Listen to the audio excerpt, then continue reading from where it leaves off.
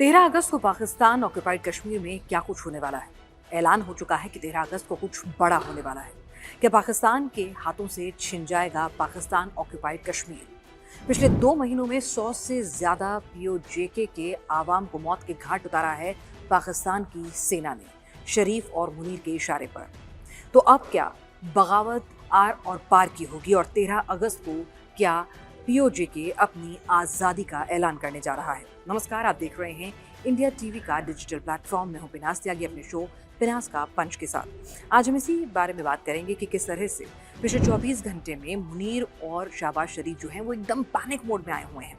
अभी तक कुछ इस तरह की बातें कर रहे थे कि पीओजेके में हिंदुस्तान जो है उसके एजेंट्स काम कर रहे हैं। पीओजेके की जो तमाम जॉइंट आवामी एक्शन जो पूरी पूरी कमेटी है उसको कह रहे थे कि ये रॉ इनको फंड कर रहा है। ना जाने कितने तरह के आरोप लगा के सीधे सीधे हिंदुस्तान को ब्लेम कर रहे थे पाकिस्तान ऑक्यूपाइड जम्मू कश्मीर में जो मौजूदा हालात बने हुए हैं उसको लेकर, और जिस तरह से वहाँ पर इलेक्शन कराने को लेकर स्ट्रगल किया जा रहा था। फ्री एंड फेयर इलेक्शन नहीं होते हैं, आवाम उस पर अपनी मांगे उठा रहा था और एक एक करके आवाम की और भी मांगे थी। शुरुआत तो हालांकि महंगाई, बेरोज़गारी, मोबाइल कनेक्टिविटी, बिजली, पानी, इन सब मूलभूत सुविधाएं हुई थी, जिसमें 12 सीटें जो छोड़ दी जाती हैं उस पर अपनी कठपुतली जो आप रिप्रेजेंटेटिव बैठाकर अपनी मनमर्जी की सरकार बनाते हैं, कोई फ्री एंड फेयर इलेक्शन नहीं होते। तो इन तमाम मांगों के साथ जो है जनता सड़कों पर उतरी थी। लेकिन जिस तरह से मुनीर और शरीफ ने पॉइंट ब्लैंक इन निहत्ते कश्मीर के बाशिंदों का जो मर्डर किया, जिस तरह से खुद बार बार रागा लाते हैं कि हमारे लोग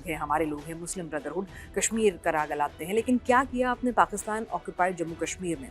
आपको एक डेटा दूं, हालांकि वो कुछ भी जानकारी जो है वो बाहर आने ही नहीं दे रहे हैं।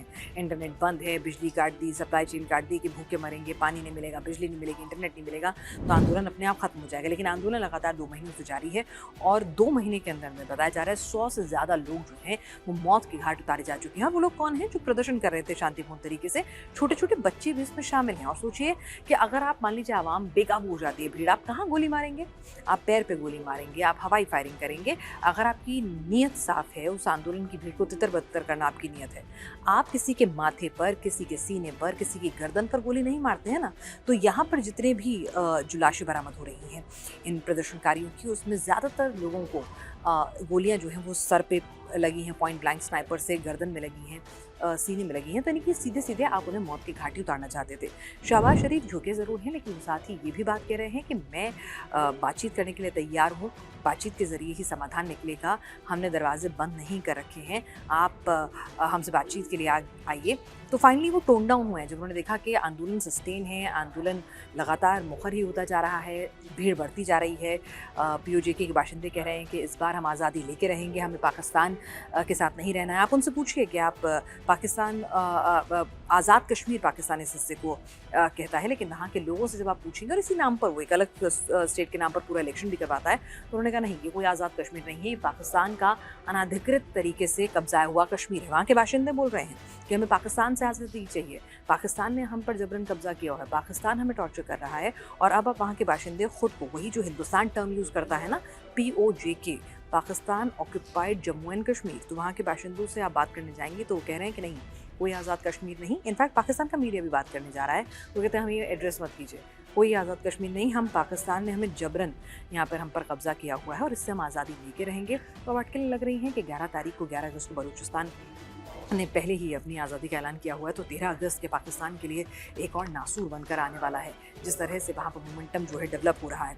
अब आपको ये बता दूं कि अभी फ़िलहाल की जो मौजूदा स्थिति है उसमें जो 53 सीटें हैं कुल, उसमें से आपको ये जानकारी दे दूँ कि 53 सीटों में से पहले 2 चरण में, फर्स्ट 2 फेजेज़ में जो इलेक्शन हुआ था वो किन किन जगहों पर हुआ था। जो फर्स्ट 2 फेजेज़ थे उनके अंदर पीओजेके में टोटल 53 सीटें हैं, जिसमें पहले 2 चरणों में फर्स्ट फेज़ में 27 जुलाई को इलेक्शन हुआ था। मीरपुर डिवीज़न जो है वहाँ का, उसमें 13 सीटों पर वोट डाले गए थे। और दूसरे फेज़ में 2 अगस्त को मुजफ्फराबाद के डिवीज़न की 9 और 12 सीटें जो शरणार्थियों के लिए जो छोड़ी जाती हैं, जिनमें डमी कैंडिडेट बनाए जाते हैं, उस पर भी आपने इलेक्शन करवाया था। और इसके बाद थर्ड फेज़ में 10 अगस्त को पुंछ डिवीज़न में 11 सीटों के लिए वोटिंग होनी थी, जिसे अब टाल दिया गया है क्योंकि पाकिस्तान की सरकार पहले तो अड़ी हुई थी कि हम तो इलेक्शन कराएंगे, नई सरकार बनेगी, सब कुछ ठीक ठाक हो जाएगा। लोगों ने कहा नहीं, हमें डमी इलेक्शन नहीं चाहिए, हमें कठपुतली सरकार नहीं चाहिए, और इसी के लिए हम सड़कों पर उतरे हुए हैं।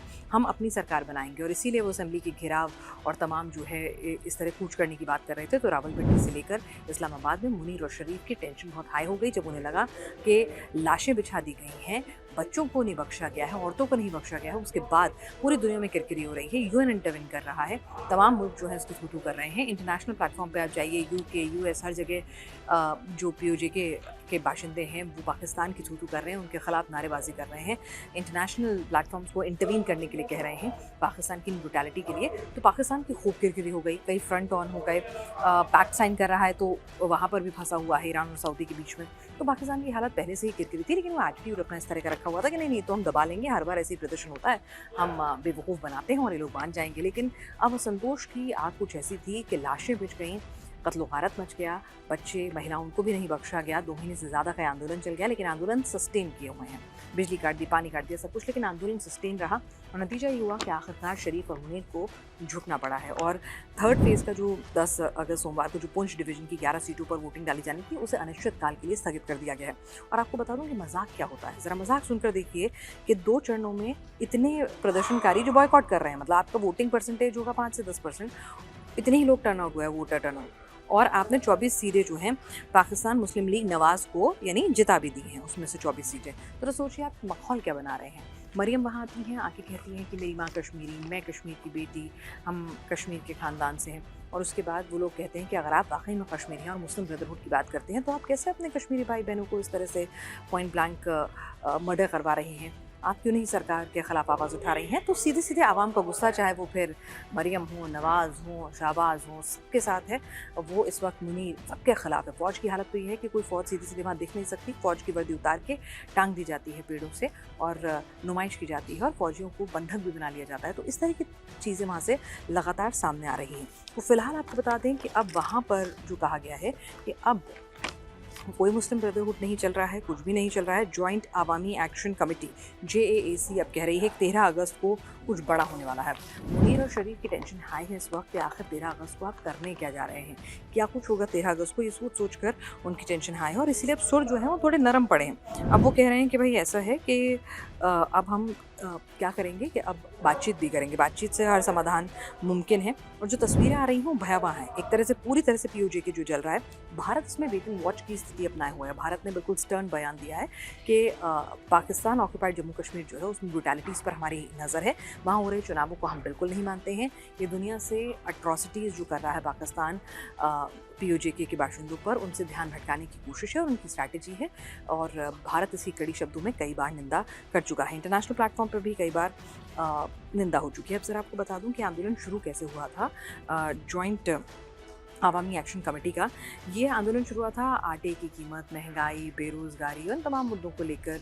ये आंदोलन जो है वो बिजली नहीं देते, हमारे यहाँ से बिजली बनती है, आप हमें महंगा देते हो, पंजाब पाकिस्तान में आप सस्ती दरों पे दे देते हो। तो ये बहुत सारी बातें जो थी वहाँ पे असंतोष फैल रहा था, इंफ्रास्ट्रक्चर डेवलप नहीं हो रहा था। जो वो इस तरफ जब नज़र डालते थे और देखते थे कि किस तरह से लगातार डेवलपमेंट हो रहा है, पुल बन रहे हैं, ब्रिजेस बन रहे हैं, नौकरियाँ आ रही हैं, बड़े बड़े मेडिकल इंस्टीट्यूट्स आ रहे हैं, इंजीनियरिंग इंस्टीट्यूट्स आ रहे हैं, रेल ट्रैक्स बन रहा है, अमन शांति है, 5G कनेक्टिविटी है, तो वहाँ के लोगों में बहुत असंतोष और ज़्यादा पनपने लग गया कि आप हमारे नाम पर पूरी राजनीति कर रहे हैं और स्थितियाँ क्या हो रही हैं। तो आंदोलन तो बेसिकली इन मूलभूत सुविधाओं से शुरू हुआ। फिर उसके बाद कहा गया कि जो 12 रिजर्व सीटें हैं उनको रद्द करें, तो उनको लेके और ज़्यादा अग्रेसिव आंदोलन होता चला गया। आंदोलन के सफल होने पर JAAC का जनाधार जो है वो लगातार बढ़ता चला गया, यानी कि पहले वो जिस तादाद में शुरू हुए थे उससे कहीं ज़्यादा लोग जो हैं उनके साथ जुड़ने लगे। और उसके बाद जो मांगे थी वो भी चेंज होने लगी। उन्होंने कहा POK को ज़्यादा स्वायत्तता चाहिए, ऑटोनॉमस चाहिए और राजनीतिक अधिकार देने की वो मांग कर रहे हैं। सबसे बड़ी मांग ये है कि विधानसभा की जो सीटें हैं उसमें जो 12 आरक्षित सीटें हैं उनको ख़त्म करने की मांग है। ये सीटें उन कश्मीरी शरणार्थियों के लिए आरक्षित हैं जो पाकिस्तान के दूसरे हिस्सों में रहते हैं। तो उनको लेकर भी यहाँ पर सवाल उठाए जा रहे हैं कि आप वो जो सीटें आरक्षित हैं उन पर आप उनकी नाम पर आप जो डमी कैंडिडेट्स बिठाते हैं गलत है।